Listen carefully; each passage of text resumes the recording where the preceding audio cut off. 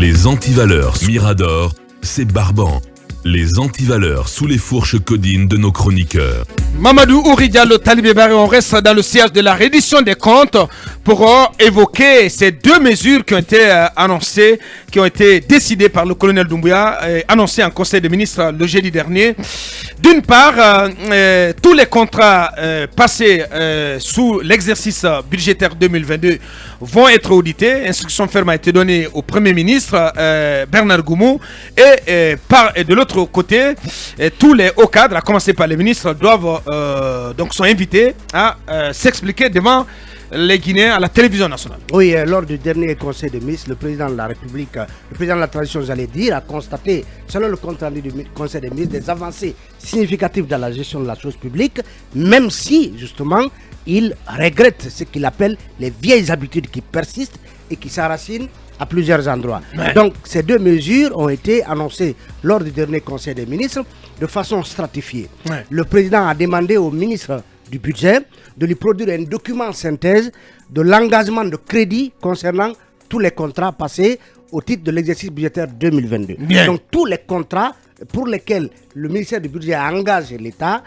doivent lui être indiqués dans un document synthèse. Dans un document suivra synthèse de la part du ministre de l'économie, des finances et du plan l'obligation de fournir au président la liste de toutes les lettres de paiement adressées à la BCRG. Ouais. Parce qu'il faut que le ministère des Finances ordonne un paiement pour que celui-là soit effectué par la Banque centrale. Ouais. Quant à cette Banque centrale, il lui est demandé de fournir un document synthèse concernant, dit-on, chaque paiement effectué par celle-ci, donc par la Banque centrale, au titre de l'exercice budgétaire 2022. Ouais. Plus loin, le président, donc, s'adressant cette fois-ci au Premier ministre, ouais, lui demande d'engager l'audit de tous les contrats au titre de l'exercice des différents départements ministériels, de la primature, de tous les EPA et de toutes les sociétés publiques, et de faire donc engager cet audit par l'inspection générale d'État, l'IGE, qui relève directement de la présidence, donc ouais, un des services,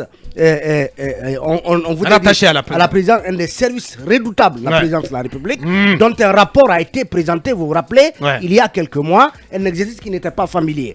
Et donc par l'IGE, l'inspection générale d'État, et l'inspection générale des finances, donc l'IGF. Ouais. Et cela dans un bref délai, ouais, dit le président au Premier ministre. Ouais. Et Aboubacar, un point important, et qui devrait donc permettre déjà de voir à quel point le président est vraiment déterminé dans ce on pourrait appeler une future opération même propre. Ouais. Même propre. Ouais. Parce qu'il dit, le chef de l'État a instruit le ministre secrétaire général de la présidence de prendre toutes les dispositions pour transmettre directement à Bakar, ouais, les conclusions des premiers audits de l'inspection générale d'État et de l'inspection générale des finances déjà disponibles. Ça veut dire que il y a déjà des rapports qui sont disponibles et le président instruit que le colonel Amara transmette donc ces résultats, les résultats de ces premiers audits réalisés par l'inspection générale d'État et l'inspection générale des finances, donc de les transmettre à l'agence judiciaire de l'État pour en tirer toutes les conséquences de droit. Ouais. Aboubacar, donc, c'est là où ça craint, Talibé. Voilà. C'est là où ça craint. Ouais. Ça veut dire, Aboubacar, quand on parle de toutes les conséquences de droit, voilà, c'est là où peut-être que la CRIEF va entrer en action. Oui, Aboubacar. La CRIEF ou voilà, les tribunaux de première instance, éventuellement. Un audit, c'est ce que beaucoup avaient demandé avant même l'entrée en fonction de la CRIEF pour lui permettre d'avoir une matière solide, confortable, sur la base de laquelle comment dirais-je, donc la CRIEF agirait. Ouais. Donc désormais, cet audit, on attend que le Premier ministre en fasse justement application de cet ordre du président de la transition. Mais Aboubacar, ça veut dire que normalement, à tout cas, c'est un audit qui n'épargnera personne. Oui, mais Aboubacar, ça veut dire... ça concerne aussi en partie la gestion de Mohamed Béavogui, oui, quand tu parles de la primature. Oui, mais Aboubacar, ça c'est les jours et semaines à venir. L'audit qui est demandé. Mais on nous apprend qu'il y a déjà des conclusions d'un travail qui a été fait par l'inspection générale. Ça veut dire que si l'agence judiciaire reçoit, à mon avis, cette semaine devrait déjà recevoir ces rapports, et actionner donc la justice. La machine judiciaire. La machine judiciaire, comme on en a l'habitude. Mais Abakar, l'autre chose que le colonel, je n'ai rien à lui apprendre, n'a pas à perdre de vue, c'est que souvent, les choses peuvent être réglées au niveau des contrats, au niveau du paiement de ces contrats, mais ce sont les dessous de table souvent qui, sur la base desquels dessous de table, ces contrats sont souvent attribués. Donc ça veut dire que la corruption parfois... la qualité de l'ouvrage. Voilà, bien sûr. Cette corruption n'est mais pas... quand on parle de l'audit des contrats, je pense que c'est jusqu'à la réception des ouvrages. Voilà, oui, jusqu'à la qualité. Non, ça doit aussi questionner la qualité des réalisations. Abakar, l'audit de ces contrats doit, en tout cas, vérifier est-ce que monsieur tel ou telle entreprise qui a eu ce marché au détriment de tel autre était la plus offrante, était la mieux qualifiée. Donc, parce que souvent, c'est justement pour que telle entreprise soit favorisée au détriment de telle autre qu'il y a souvent des milliards qui sont donnés en termes de dessous de table. Donc, ça veut dire que c'est un travail, comme on dit, il ne faut pas qu'on nous blague. Il faut que cela aille jusqu'à un terme et qu'on sache qu'est-ce qui s'est passé. Parce qu'aujourd'hui, le président lui-même fait un aveu un constat d'échec. Un constat d'échec parce qu'il parle d'ancrage des vieilles habitudes et d'enracinement justement de ces vieilles habitudes à mains endroits. Voilà, ce sont des propos qu'on lui attribue lors du conseil des ministres du jeudi dernier. Mamadou Ouri Diallo. Je voudrais de passage déjà ouvrir cette parenthèse de triste nouvelle. C'est que la route vient encore de tuer dans notre pays. On nous remonte l'information relative à 5 morts dans un accident sur la route de Boufa. Une fois encore, nos routes dans leur... Dans un bébé.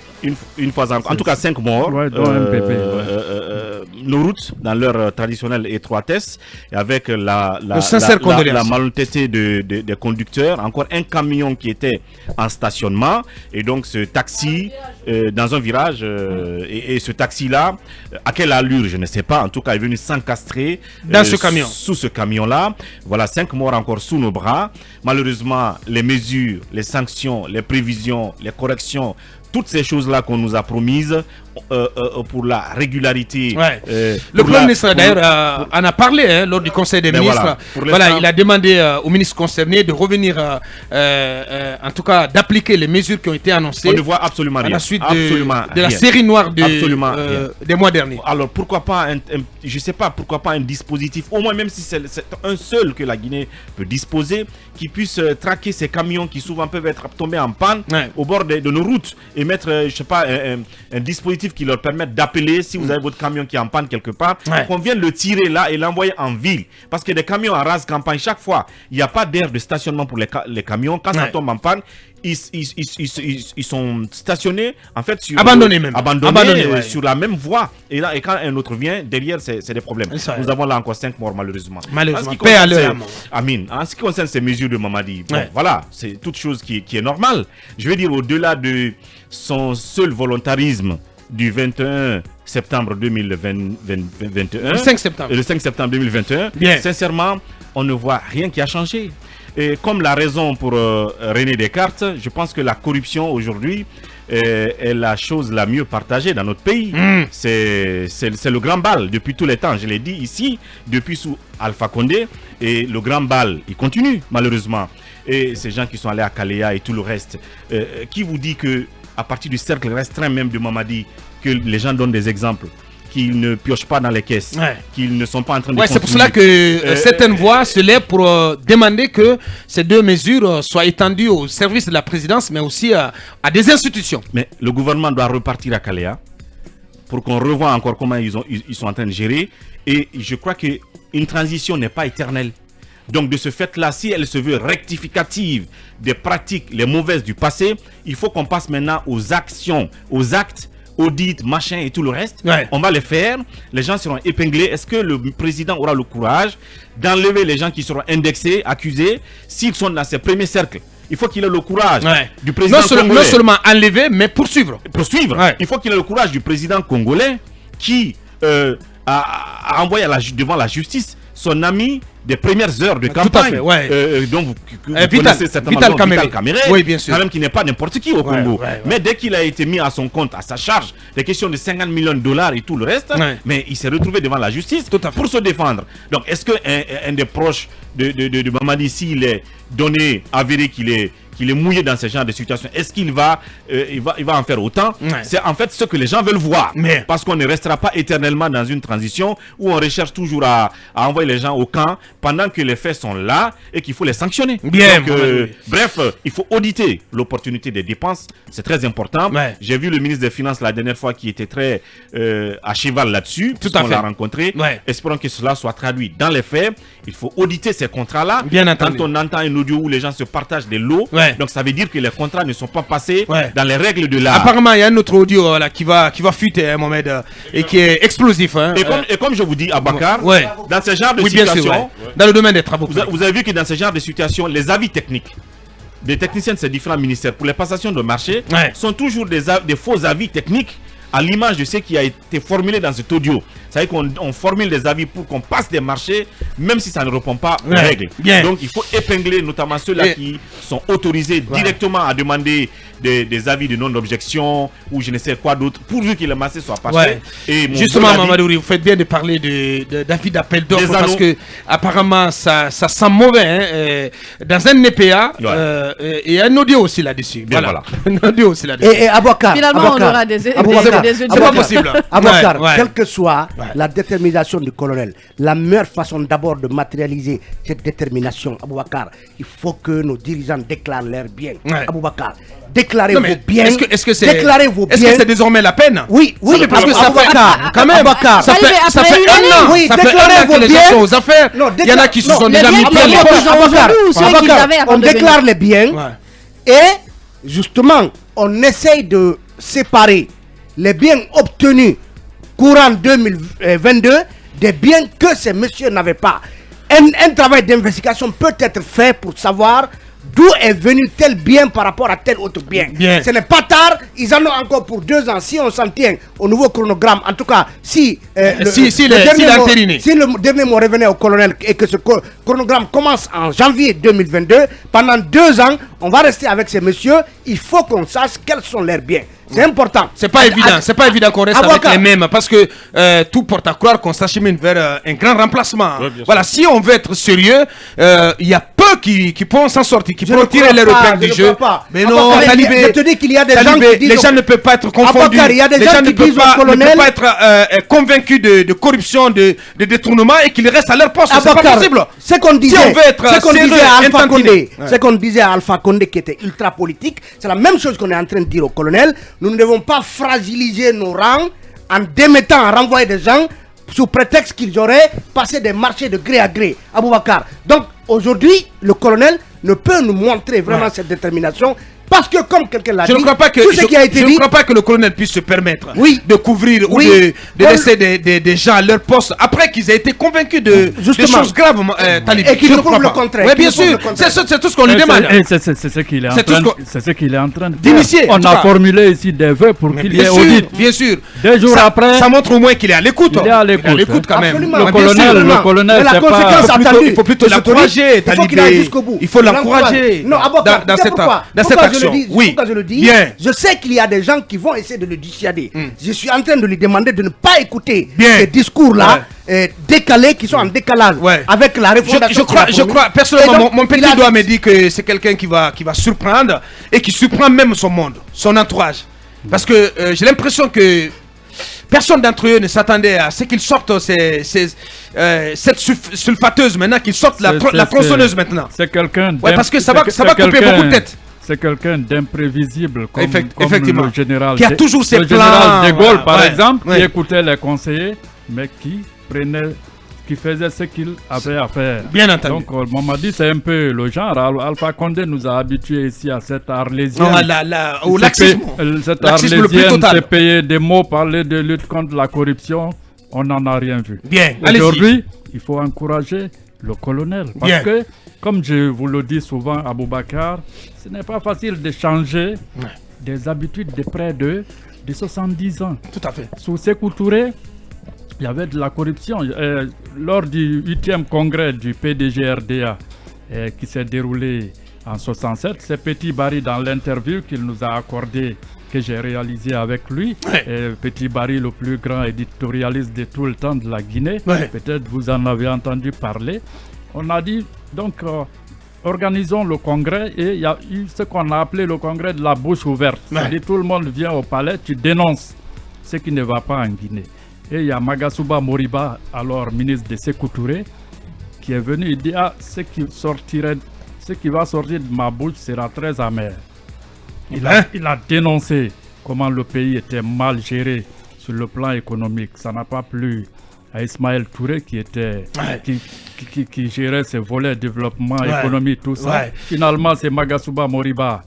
Il fut pendu.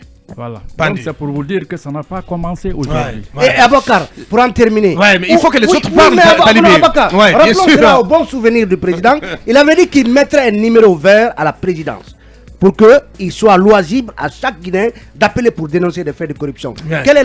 Qu'est-ce qui est devenu ce numéro? Bien, ce projet de numéro. Allez-y, Djambi. Tout à l'heure, en fait, on en a parlé depuis un bon moment. Même quand on parlait de cette histoire d'audio au ministère des Transports, on le disait, il y a des problèmes dans pratiquement tous les ministères et dans les EPA et dans toutes les entreprises publiques. À un moment, on a cru que le colonel ne nous écoutait pas, ou qu'il faisait semblant de ne pas écouter, qu'il faisait la sourde oreille. Mais on se rend compte ces derniers temps, avec toutes les déclarations, les injonctions et ces DG et DGA qui sont appelés dans ces camps, on se rend compte que finalement, à la barre, bon, on va mettre ça entre guillemets, mais finalement, à la barre de la réduction et tout, c'est tout à fait normal. Et finalement, on se rend compte qu'il nous écoutait, peut-être qu'il prenait tout son temps pour peaufiner des stratégies, voir comment les choses étaient en train de se faire. Peut-être qu'il était en train d'endormir leur conscience. Peut-être qu'il y a déjà pour les surprendre au dernier moment. Peut-être qu'il y a déjà des enquêtes qui ont été faites et qu'il sait qui a fait quoi et qui a fait qu'est-ce qui a été fait dans tel ou tel EPA, et que peut-être il est en train de sonder les gens pour voir ce qui va se passer. Vous le disiez tout à l'heure, quand vous acceptez un décret ou quoi que ce soit, quand vous acceptez de travailler dans une entreprise, il y a forcément une nécessité quelque temps après qu'il y ait l'édition des comptes. C'est tout à fait normal. Mais il y a une loi sur la passation des marchés qui existe dans toutes les entreprises et tous les ministères. Normalement, on doit se référer à cela pour donner un marché à n'importe qui que ce soit. Parce que cet argent-là qui va être généré dans telle ou telle chose peut financer d'autres projets. On ne soit pas obligé de tendre la main à des institutions internationales pour avoir tel hôpital, pour avoir par exemple telle école ou tel centre de santé. On pourrait financer nos propres projets à travers ce que génèrent ces ministères ou ces EPA là. Merci. Akumba Diallo, ces audits qui vont concerner à la fois les contrats passés dans les EPA, dans les sociétés publiques, mais aussi et surtout dans les ministères et à la primature. J'ai l'impression qu'il est difficile d'être subordonné en Guinée. Et Talibé l'a effleuré. Si le colonel et son équipe avaient déclaré leurs biens dès la prise du pouvoir, ou en tout cas dès la mise en place du gouvernement, je pense que ça nous aurait épargné de certains détails, parfois inutiles. Et ces détails inutiles m'amènent à croire qu'on est dans une comédie de suspects. Dire que chacun est personnage et il est en train de jouer un rôle. Et j'ai conclu dans ma débandade que seuls les faibles seront victimes de ces instructions de mon colonel. Seuls les faibles. Pourquoi? Seuls ceux qui n'ont pas de parrains solides seront des victimes. Opposez-moi le démenti plus tard. Ensuite, quand le colonel crie sur vous, le colonel Doumbouya, quand il crie sur vous, c'est comme quand le colonel Lansana Conté criait sur vous. C'est qu'il vous aime. Quand il vous rabrouille, c'est qu'il vous aime. C'est que vous êtes encore à votre poste. Sinon, il y a assez d'exemples. Pourquoi je fais ce rapprochement-là entre le colonel Doumbouya et le colonel Lansana Conté qui est mort général? C'est tout simplement parce qu'on a entendu qu'il a donné même le nom de son enfant. J'estime que il s'inspire de Lansana Conté. C'est son père désormais, Ad Padres.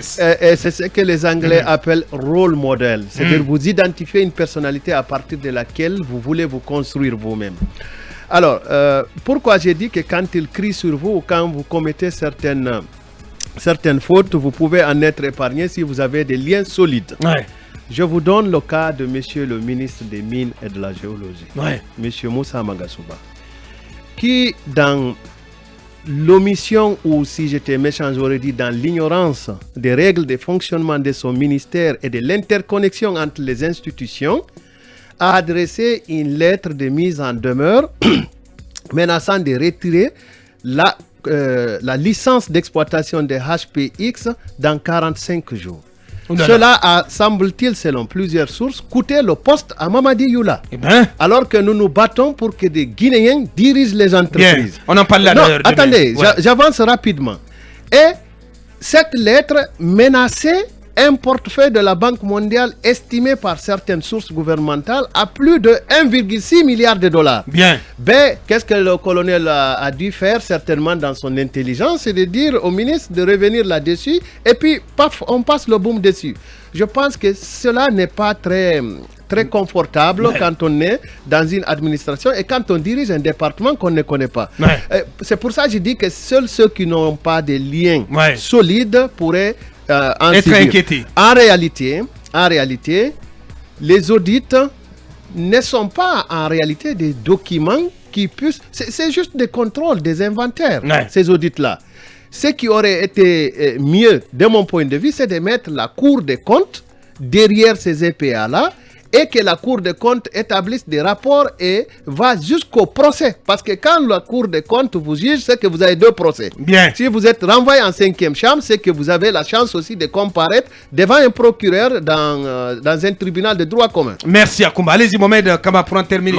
C'est dans un instant, on va tenter d'aller au ministère de l'enseignement préuniversitaire pour joindre monsieur Guillaume Awing. Allez-y. Très rapidement, c'est ahurissant.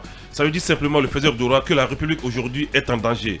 La République est en danger avec des cadres véreux, sans vergogne, sans foi ni loi, qui préfèrent puiser dans les ressources de l'État. Si tel est le cas, on se pose la question, quelle était l'opportunité du coup d'État en fin de compte? Le colonel de très bonne foi est venu, Alpha Condé n'est plus aux affaires, il a fait appel à des Guinéens. Mais mon colonel, vous avez fait appel à des Guinéens qui ne méritent pas votre confiance, qui ne méritent pas votre respect. Ce sont ces personnes qui vous ont trompé, qui sont en train de vous tromper. Et ils vont continuer de vous tromper, ces mêmes personnes. Parce qu'avocat...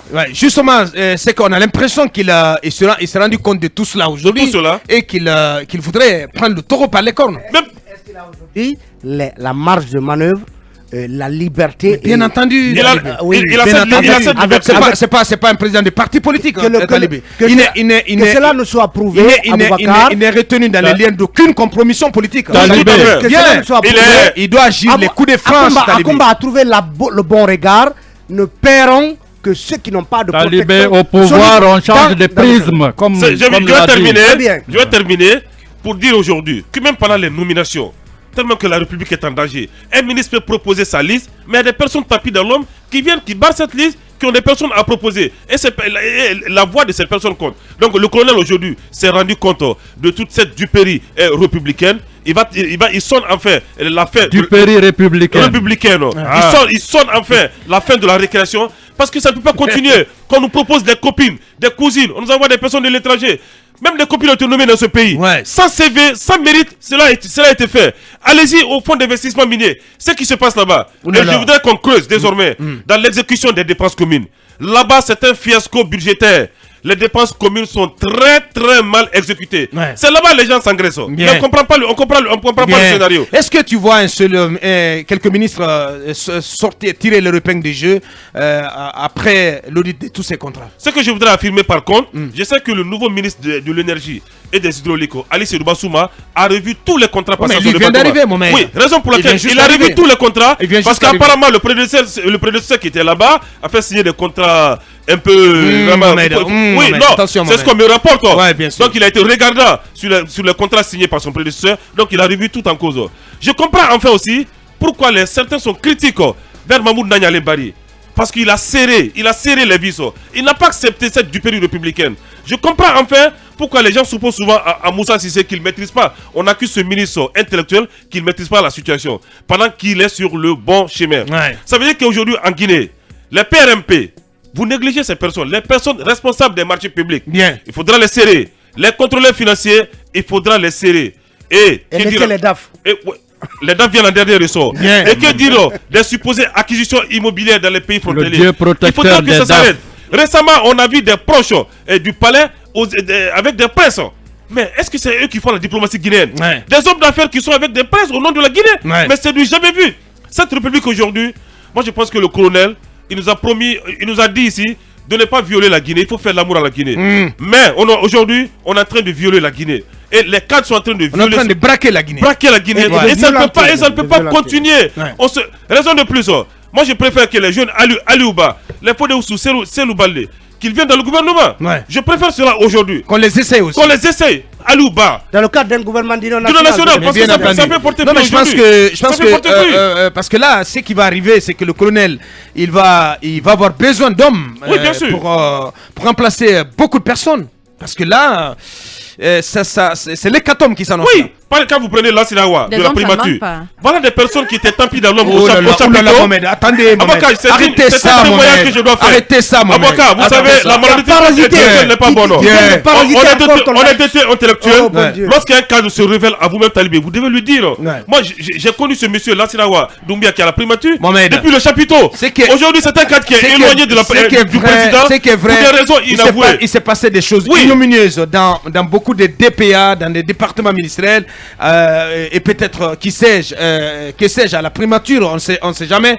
Et c'est justement cet audit, cette vaste opération d'audit qui va nous aider donc à décanter la situation. On en reste là, donc on reste là-dessus pour en parler, en reparler forcément les jours à venir. On continue notre émission.